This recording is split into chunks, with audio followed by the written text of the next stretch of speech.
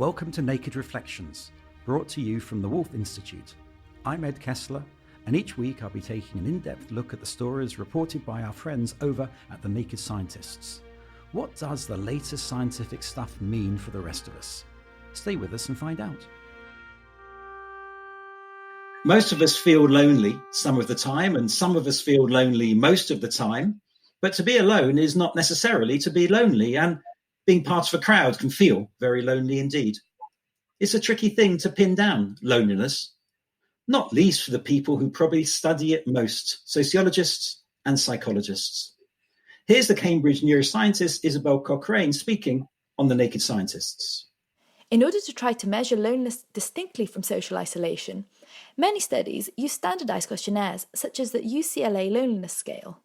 In this way, it has been found that the subjective state of loneliness in itself has a much bigger impact on a person's health than any other element of their social network, including number and frequency of social contacts and the presence of close relationships. Loneliness is our subject this week. And languishing at home, waiting to discuss it, are Tamsin Ford, Professor of Child and Adolescent Psychiatry at the University of Cambridge. Tamsin is recently appointed member of the Academy of Medical Scientists. And our very own Dr. Kitty Alone, researcher at the Woolf Institute and a regular panelist on Naked Reflections. And Kitty is a specialist in applied social psychology and interested in moral cognition and extremism. Welcome both. Well, we can't but start to think about loneliness in terms of COVID-19, the pandemic, and this thing called social isolation. So what does the lockdown mean for loneliness? Tamsin? Well, I think, first of all, we should start with definitions. I'm an epidemiologist by research background, and we spend a lot of time thinking about just what it is we're trying to measure. And loneliness is quite a tricky concept in that you summed it up very nicely in your introduction. It's not necessarily about being physically alone. And there was a recent study in Latin America, in several different countries, of children and young people. And what they showed was if you ask about loneliness, you get about 10% of young people who say they're very lonely. But quite a proportion of them will say that they have a best friend. So it's the perception of feeling alone and isolated more than actually being alone and isolated, which for some people is pleasurable. It is associated with poor mental health, but again, it's not an inevitable consequence. And I guess coming back to what you raised in the introduction, given social distancing, and for a lot of people that means social isolation, we are worried as mental health scientists and practitioners about the impact that will be having on all our population's mental health, not just children and young people, of course. And Kitty, is that something that worries you too? Well, I think during lockdown, it's certainly on the government's radar. So on the 22nd of April, for example, the Culture Secretary launched a new campaign to tackle loneliness, and they've put sort of a charity fund of around £750 million into it. So it's clearly something that is going to be on a lot of people's radar, especially at the moment. It's called Let's Talk Loneliness. And I think the main message of this campaign is really the idea of trying to get across that staying at home does not necessarily lead to loneliness, that there is an idea that you should still be connected and engaged with your social relations with other people, even though you're isolated. So it's an interesting dichotomy, like you're physically isolated, but you still need to engage with other people. It sounds, Tamsin, like it's a very subjective feeling, the feeling of loneliness. It's just what I perceive. Or is it more than that? Well, that's a really interesting point, because it is quite difficult to measure. And I think if you asked young people, you might not get the same result as if you ask their parents or teachers about who appears to be isolated. But actually, the feeling of loneliness has been recognised for a long time as a risk factor for mental health. So, for example, at University College London, they have a large network which is all focused on loneliness, and the idea is they're stimulating research into how loneliness relates to mental health. So, the fact that it is an internal perception and like many of them can fluctuate over time, does make it rather difficult to sort of pin down as a definition and also to measure in a way that's accurate. I have to say, and I'm sure that you will agree, that applies to quite a lot of mental health and social constructs. So it's not an unusual problem. I was just going to chime in and say, yes, measuring something like loneliness is very hard for psychologists and psychiatrists. And we generally sort of rely on the UCLA loneliness scale, which I think has had various iterations over the decades. But it's not an easy task to do, that's for sure. What is the UCL loneliness scale? So the UCLA loneliness scale was developed in, I believe, the late 70s to try and sort of measure or gauge participants' subjective feelings of loneliness and social isolation.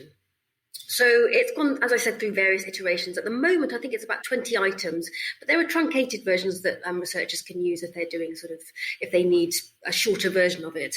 It's got good reliability. In 1992, this particular scale was used in 80% of empirical studies on loneliness, whereas in 2010, it sort of dropped a bit, but it's still used far more than any other scale in the field. So it's a widely used measure. Sort of looping back to the conversation about, the government trying to get the message across that we need to stay socially distant but not socially disconnected. Probably in the early years of this century, I think, the Foresight Committee did a big study of the determinants of mental health across the lifespan, and to try and come up with kind of 5 a day for mental health. We have 5 a day fruit for physical health, and one of them was connect. So, this is not a new concept in terms of its importance to mental health. We are social animals, and we are designed to have social interaction.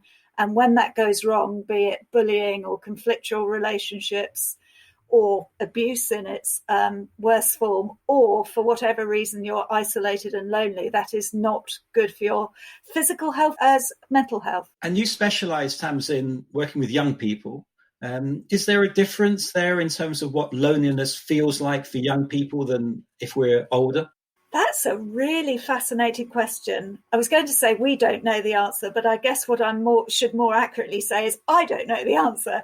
I'm not sure that anyone has studied it. I think social skills are hugely important. What employers need these days and what employers complain about is that young people are coming into the workplace after school or college or university and they lack those soft skills. And the way you develop social skills is by social interactions. So we learn a lot about who we are and what we can do and what our strengths and weaknesses are, and how to be with people in our family relationships and then later in adolescence in our social relationships. And I think we're very worried about the impact of lockdown on different groups of children. So very small children will find it harder to connect via digital means, and they're missing out on developing lots of social skills that would happen in nurseries and schools and playgrounds.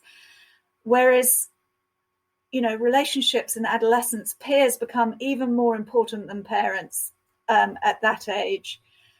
And while they might be better at connecting over social media, not everybody has access to it. And again, that's another group where we worry that social distancing might have a particular impact.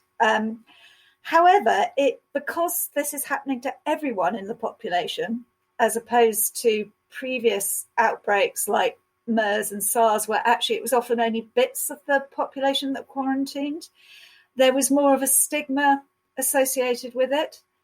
So perhaps it's a more normal experience, and that will help quite a lot of children cope with it. We can but wait and see and monitor. It's interesting because in the field of faith, which is more my personal area of research, there's almost a democratization, because people cannot attend church or places of worship, so everybody's on the outside. Everybody's participating maybe via Zoom or one way or another. So there's no longer the sort of structure that might normally be in terms of senior figures in a church to junior figures in a church.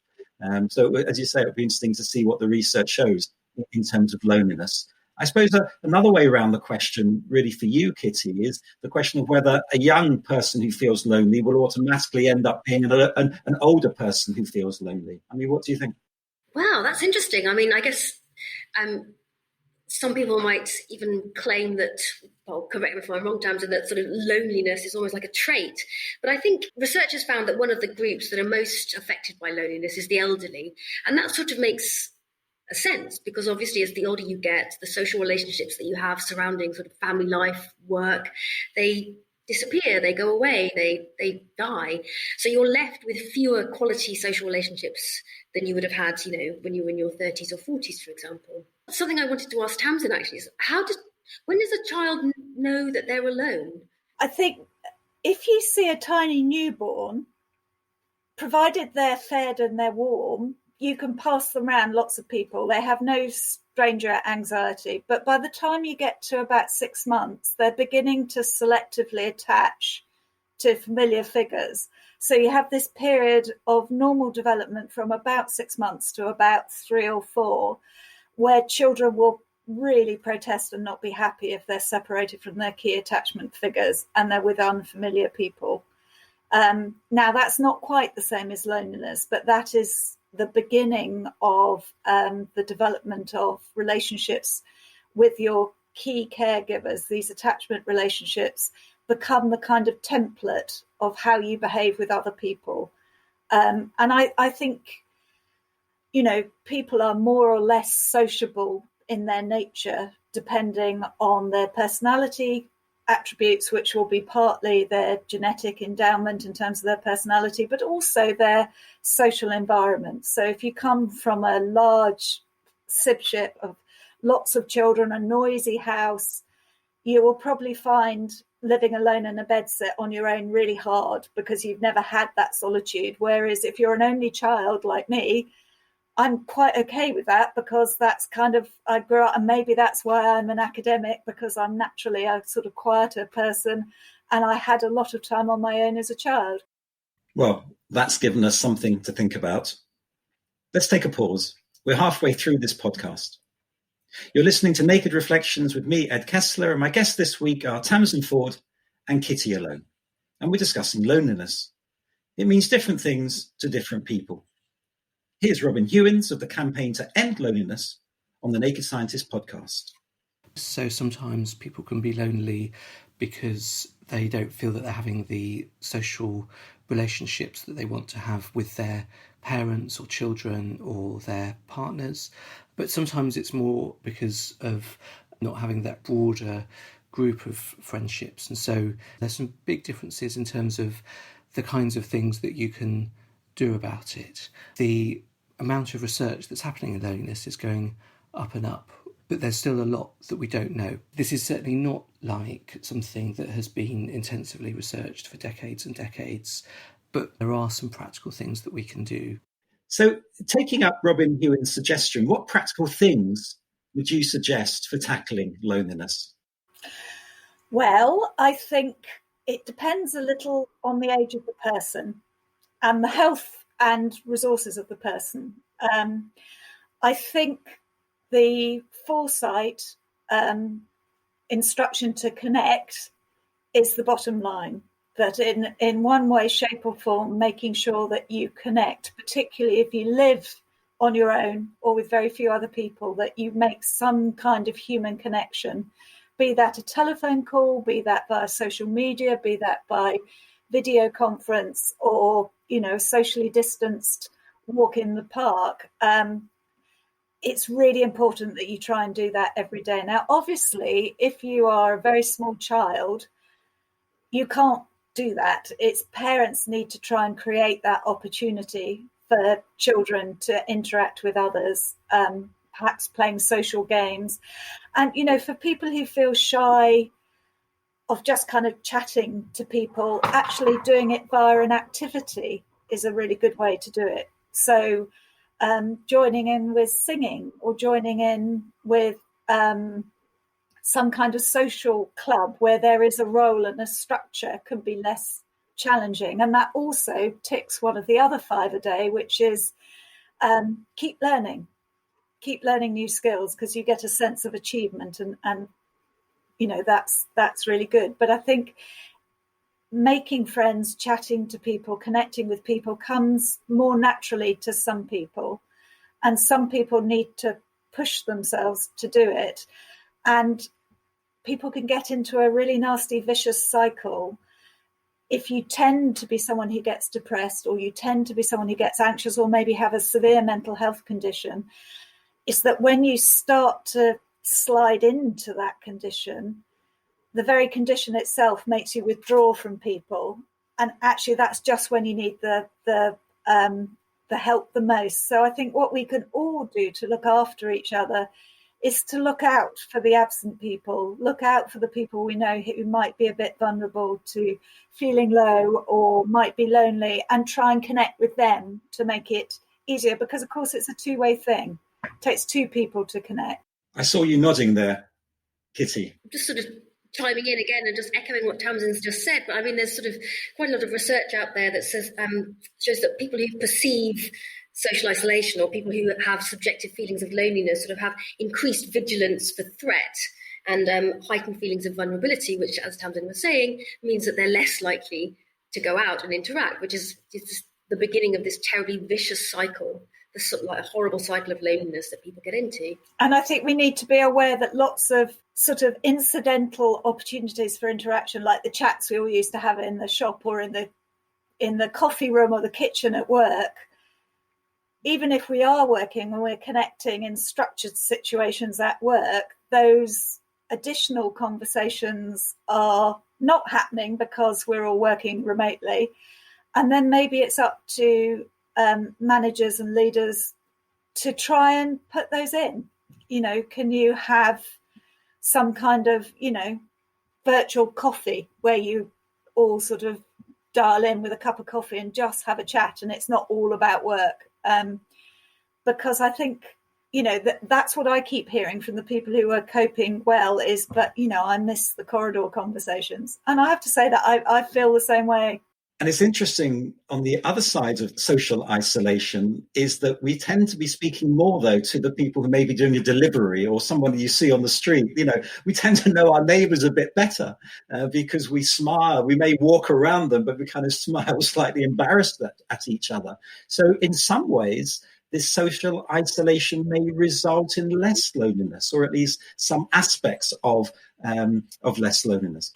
Yes, I think that's it's very interesting, and I'm sure Kitty will have more to say about this than me because it's your area of study. But I think my own anecdotal observation is that there's a whole etiquette developing about who moves on the pavement to give space to try and keep 2 meters apart, and to people you wouldn't normally acknowledge really because you don't know them in the street.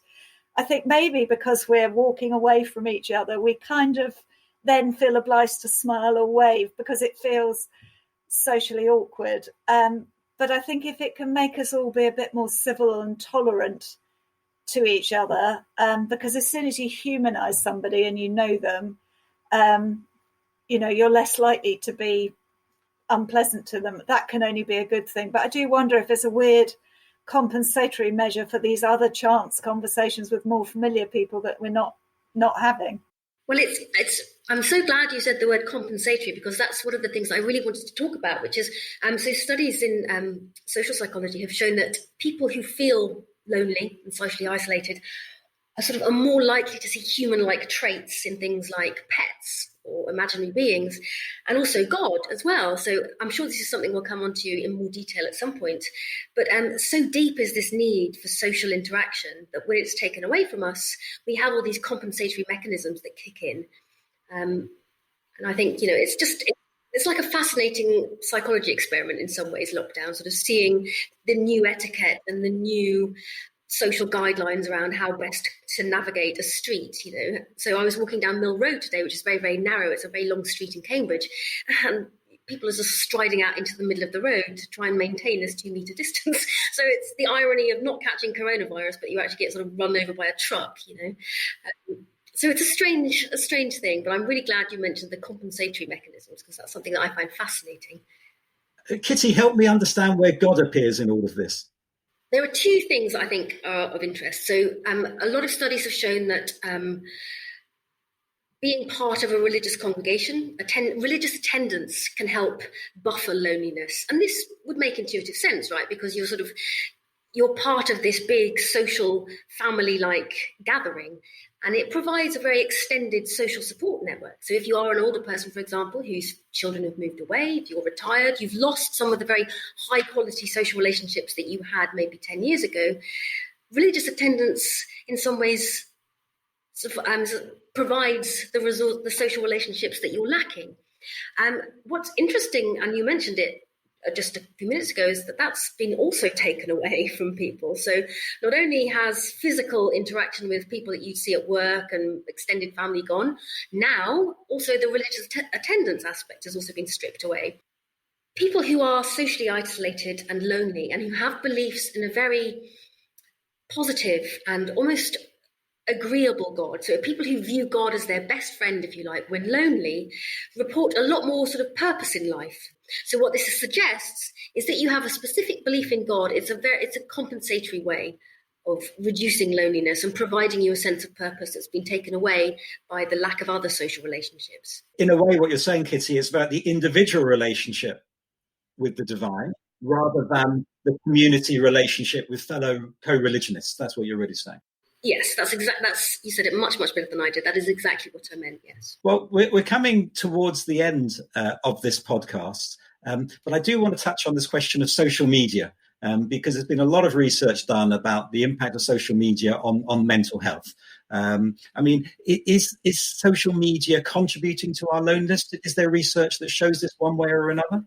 The short answer is no, but the more complicated answer is there has been a lot of research. Most of it is cross-sectional, where you're measuring mental health and social media use at the same time. So we don't know the temporal sequence. I mean, the only way to be sure would be to do an experiment that I hope would never get past an ethics committee, where you randomly allocated people to different amount of social media and you measured their mental health and you worked out the effect. That would never be done for obvious reasons. But if you gather data over time, you can get a stronger idea of the causal relationship, because it could work both ways. You could have the lonely, isolated people who are therefore perhaps more likely to get depressed or get anxious, who spend a lot of time on social media because they don't have other relationships. And social media may be incidental, or it may contribute to their deteriorating mental health, or it could work the other way around. So you have healthy people who spend a lot of time on social media and therefore their mental health deteriorates. We haven't got the longitudinal data. And I suspect it would probably be more complex than that. So I think social media can be used in a lot of different ways, and some of them are very constructive and some of them are really supportive, but some of them can be quite unpleasant. You know, people say and do things to people online and sort of pile on individuals in the most awful, awful way, in a way they just wouldn't if they were face to face. So you can have cyberbullying, you can have trolling. If you're comparing yourself and feeling like you have to project an unreal image, all of that, I suspect, is not good for mental health. And the research we have at the moment, it's kind of beginning to point that way, but we don't know. We don't understand. You know, I couldn't sit in front of a family and say, you really need to be careful of Instagram. You know, we just don't have that level of data yet. But I think you're definitely along the right lines, though, Tamsin, because there was a really interesting study from researchers from the University of Pittsburgh done in 2019. And they found that loneliness is linked to negative social media experiences. So it's the notion that it's the kind of interaction that you're having with social media that is impacting loneliness. So one of their findings, for example, they ran a study with undergraduates, and they found that for every 10% rise in negative experience on social media, there was a 13% increase in loneliness. For positive interactions on social media, there wasn't any connection. So it seems that perhaps due to our innate sort of negativity biases, we're very much affected by negative experiences on social media, and this directly, or at least has some kind of impact on our subjective feelings of loneliness. Well, It is fascinating, and I can't leave because I want to know what the 5 are, Tamsin. You know, I've been thinking about the 5. Oh God, I hope I can remember them. I think it's keep active. So, you know, make sure you're doing some kind of activity. It doesn't have to be triathlons. It's got to be something you enjoy, and that can be a stroll around the park. But keeping active. 1. Connect. 2. Keep learning. 3. Give. 4. And I can't remember the 5th one, but I'll look it up. 4 out of 5 is not bad. Pay attention to the present. Mindfulness, which, as I study it, I feel rather silly for not remembering it. Well, that's the first thing you're going to look at when you get back. Well, that's all we've got time for this week. A wonderful way to end the show. Thanks to my guests, Tamsin Ford and Kitty Alone. And thanks to you two for listening. If you'd like to get in touch with any thoughts, comments, or reflections of your own, you can email nakedreflections@wolf.cam.ac.uk and let us know what subjects you'd like to hear more about and how you'd like us to cover them. We'd love to hear from you. In the meantime, you can find more episodes of Naked Reflections and subscribe to Naked Reflections podcast wherever you get your podcasts or at nakedscientist.com/reflections. Do join us next time.